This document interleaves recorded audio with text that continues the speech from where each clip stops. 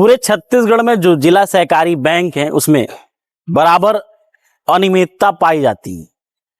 एक बड़ा मामला बलरामपुर से सामने आया है, जहां पे बैंक के कर्मचारी उसके मैनेजर मिलकर करीब 23 करोड़ रुपए का गबन कर दिए हैं। जब नाबार्ड बाकायदा मेल भेजता है शाखा प्रबंधक के पास, तो इस मामले का खुलासा होता है। तत्काल शाखा प्रबंधक टीम का गठन करते हैं, बाकायदा पुलिस को सूचित किया जाता है, जांच दल बैठती है और जब जांच दल की रिपोर्ट आती है तो पुष्टि होती है कि 11 कर्मचारी मिलकर केंद्रीय सहकारी बैंक को 23 करोड़ रुपए का चूना लगाए। ये अमाउंट 23 करोड़ से कुछ अधिक है, करीब करीब 24 करोड़ रुपए। सोचिए, जो सहकारी बैंक होता है वो अमूमन प्रॉफिट और लॉस में काम नहीं करता, बल्कि जो भी उससे जुड़े हुए लोग होते हैं उनकी सेवा का काम करता है। न ही उसको प्रॉफिट चाहिए होता है, न ही लॉस में जाता है। आरबीआई और नाबार्ड उसको बाकायदा फंड करता है, और जिनका भी पैसा होता है वो कह सकते हैं कि जिनका भी अकाउंट होता है वो बहुत ऊंचे तबके के लोग नहीं होते, गरीब लोग होते हैं, किसान होते हैं। जब भी उनको जरूरत पड़ती है सहकारी बैंक के द्वारा लोन मिलता है, और बड़े ही कम रेट ऑफ इंटरेस्ट जो होता है बहुत ही कम होता है। लेकिन किस हिसाब से 23 करोड़ रुपए का गबन किया गया है, ये सोचने वाली बात है।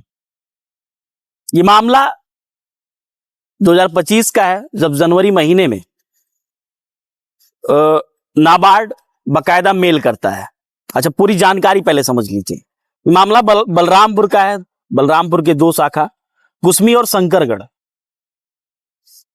जो कि शाखा प्रबंधक बलरामपुर जिनका नाम अरविंद श्रीवास्तव है, उनको कुछ नाबार्ड के द्वारा मेल प्राप्त होता है जनवरी महीने में।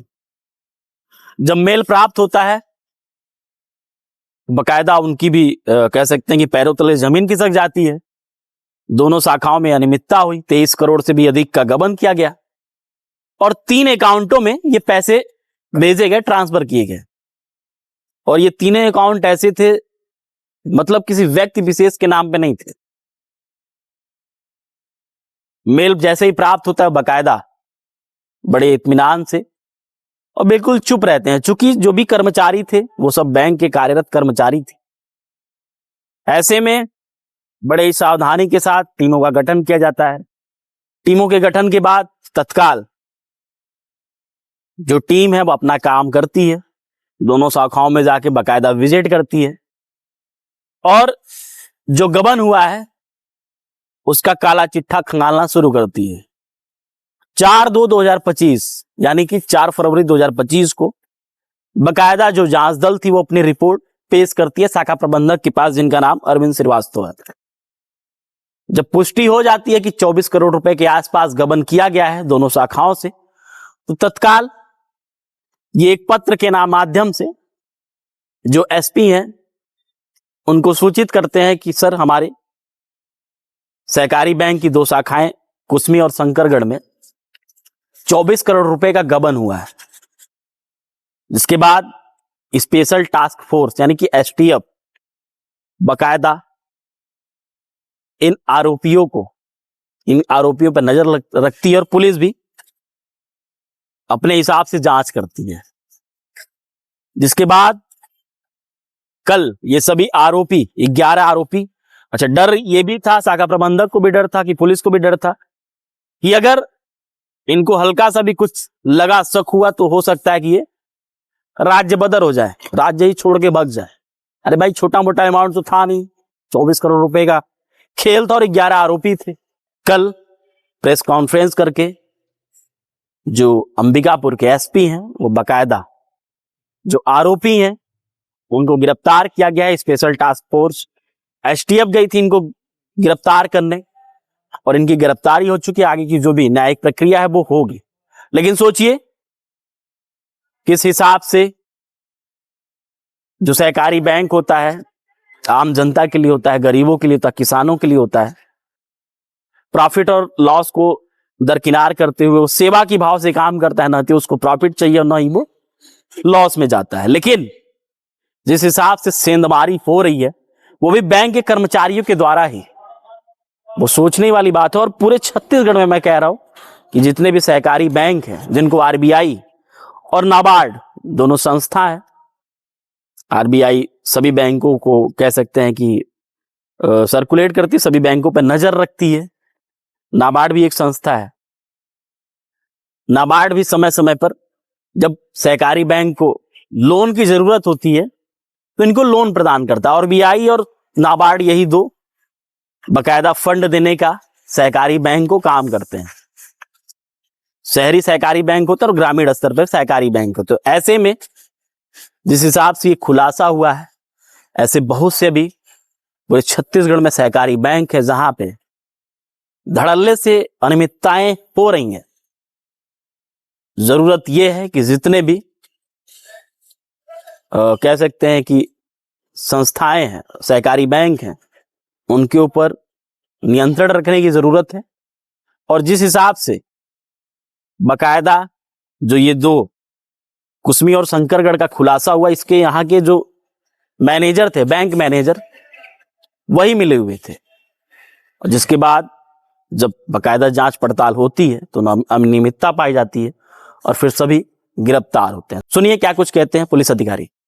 केंद्रीय बैंक मर्यादित अंबिकापुर की जो शाखा शंकरगढ़ और कुसमी है, उसके तारतम्य में हमें प्रार्थी अरविंद श्रीवास्तव, जो कि वहाँ के शाखा प्रबंधक एवं नोडल अधिकारी हैं, उनके द्वारा हमें सूचना दी गई थी कि उनकी जो शाखा कुसमी और शंकरगढ़ शाखा है उसमें कुछ अकाउंट्स के अंदर किसी प्रकार की वित्तीय अनियमितता हुई है, जिसकी जांच जो है बैंक द्वारा भी की जा रही थी। और उसके संबंध में जो आपराधिक प्रकरण को दर्ज करने के लिए हमें भी सूचना दी गई थी।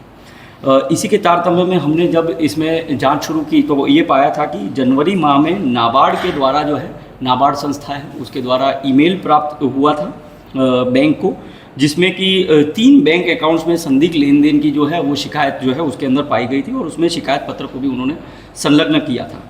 इसी के तारतम्य में एक जांच दल को गठित किया गया था और जांच दल के गठित होने के बाद पश्चात उसमें जांच की गई थी और जांच के बाद ये निष्कर्ष निकल के आया था कि कुल जो अकाउंट्स थे जिसके अंदर जो ऑडिट रिपोर्ट है उसमें लगभग 23 करोड़ 74 लाख 5,608 रुपये की वित्तीय अनियमितता जो है वो पाई जा रही है।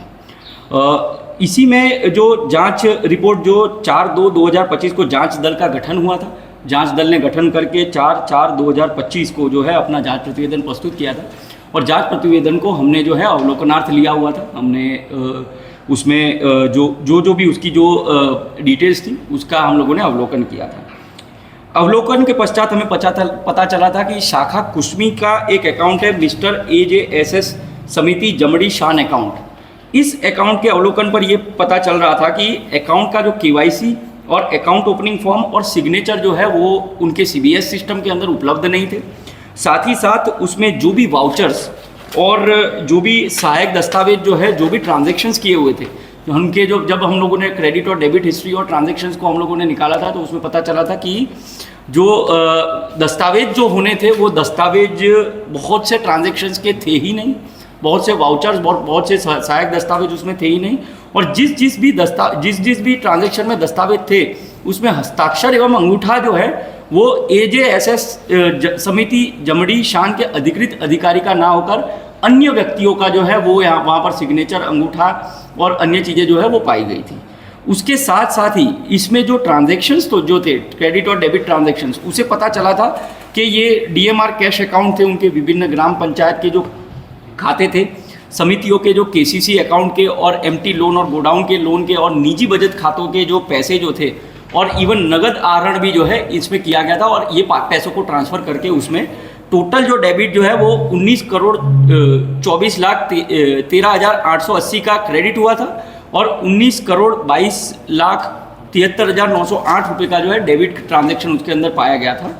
और उसके अंदर जब ये चीज़ की जांच की गई कि ये जो अकाउंट जो है वो किसका है, तो AJSS समिति जमड़ी शान जो है उसके जो सहायक प्रबंधक जो थे उनके द्वारा भी ये चीज़ बताया गया कि ये अकाउंट उनकी समिति का नहीं है और उसमें किसी भी प्रकार का ट्रांजैक्शन जो है वो उनके द्वारा नहीं किया जा रहा और अकाउंट पूर्ण रूप से जो है वो फर्जी है। इसी के तारतम्य में जब एक कुछ 52 ट्रांजैक्शंस को हम लोगों ने देखा था कि जो जमुना अलंकार नामक अकाउंट को जो है वो NEFT के द्वारा दिए गए हैं और उसमें कुल 1,82,02,000 रुपये की राशि जो है वो स्थानांतरित की गई है, जिसके लगभग 44 ट्रांजैक्शंस के अंदर जो है वाउचर्स की या किसी भी सहायक दस्तावेज की अवेलेबिलिटी जो है वो नहीं पाई गई उसके अंदर। इसी के तारतम्य में एक और अकाउंट था जो शाखा कुसमी का था, जिसका नरेगा दानेशपुर के नाम से अकाउंट जो है वो चल रहा था। इसमें भी KYC signature, account opening form और CBS सिस्टम की उपलब्धता इसके अंदर नहीं